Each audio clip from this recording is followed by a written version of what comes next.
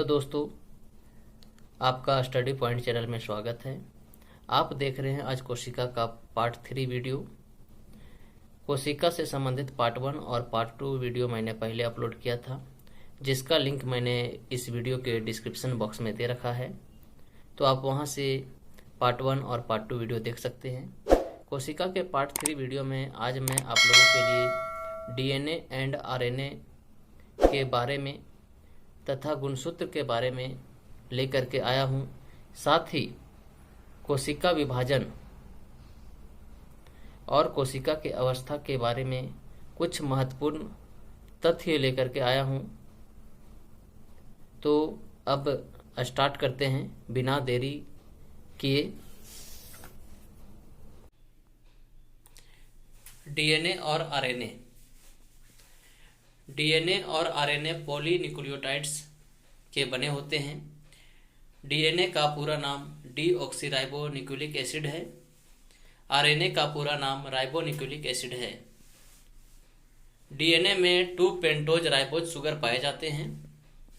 RNA में 1 pentose ribose sugar पाए जाते हैं। डीएनए डबल हेलिक्स होता है।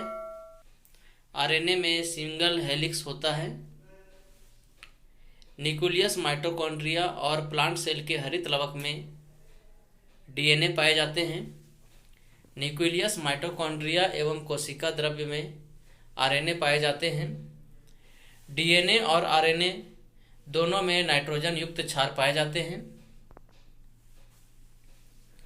एडेनिन और गुआनिन ये प्यूरिन क्षार है, जो कि डीएनए और आरएनए दोनों में पाए जाते हैं। थायमिन और साइटोसिन पिरिमिडिन क्षार है, जो कि डीएनए में पाए जाते हैं, जबकि साइटोसिन और यूरेसिल नामक पिरिमिडिन क्षार आरएनए में पाए जाते हैं। डीएनए और आरएनए हाइड्रोजन बॉन्ड बनाते हैं। डीएनए में हिस्टोन प्रोटीन पाया जाता है, जबकि आरएनए में हिस्टोन प्रोटीन नहीं पाया जाता।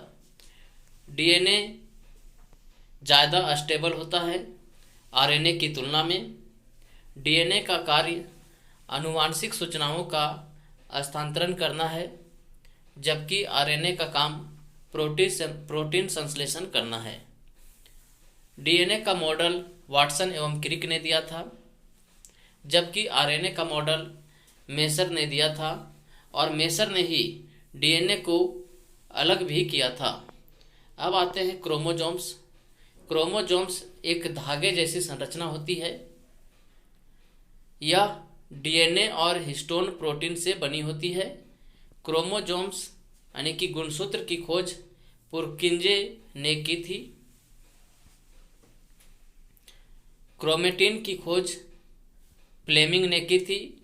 गुणसूत्रों का विभाजन कैरियोकाइनेसिस कहलाता है।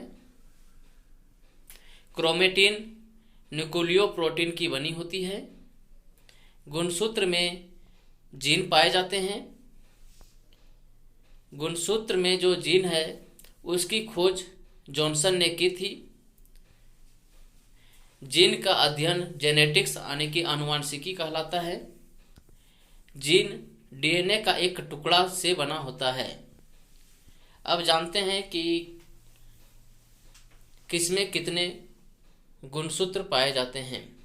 मानव में 23 जोड़ी क्रोमोजोम्स पाए जाते हैं। चिंपैंजी में 24 जोड़ी पाई जाती है। कुत्ता में 39 जोड़ी, बिल्ली में 18 जोड़ी, मेंढक में 13 जोड़ी, मच्छर में 3 जोड़ी, हाथी में 28 जोड़ी, मटर में 7 जोड़ी। अब आते हैं कोशिका विभाजन। तो कोशिका विभाजन 3 प्रकार से होता है: आसूत्री, समसूत्री, अर्धसूत्री। आसूत्री कोशिका विभाजन में कोशिका का विभाजन गुणसूत्र में बिना विभाजन के हो जाता है। समसूत्री कोशिका विभाजन में समसूत्री कोशिका विभाजन कायिक कोशिका में होती है। अर्धसूत्री कोशिका विभाजन जनन कोशिका में होती है। कोशिका चक्र की अवस्था दो है, एक अंतरावस्था जिसको अविभाजन अवस्था कहते हैं और दूसरा विभाजन अवस्था।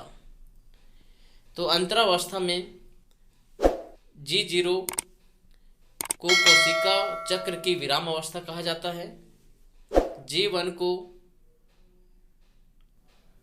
G1 में कोशिका वृद्धि करना प्रारंभ करती है एवं आरएनए का उत्पादन व प्रोटीन का संश्लेषण करती है। इस अवस्था में डीएनए का संश्लेषण होता है और G2 अवस्था में विभाजन की तैयारी और एम फेज का प्रारंभ हो जाता है।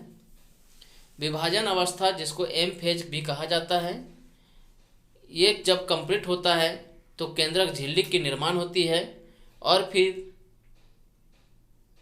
वहाँ से उसका विभाजन शुरू हो जाता है, इसलिए इसे कोशिका चक्र कहा गया है। अब जानते हैं मानव में सबसे छोटी कोशिका क्या होती है, तो वो शुक्राणु है। मानव शरीर में सबसे बड़ी कोशिका अंडाणु, मानव शरीर की सबसे लंबी कोशिका तंत्रिका कोशिका, संसार में सबसे छोटी कोशिका माइकोप्लाज्मा है, जबकि संसार में सबसे बड़ी कोशिका शुतुरमुर्ग का अंडा है। तो आज बस इतना ही। अब मिलते हैं आपसे नेक्स्ट वीडियो में।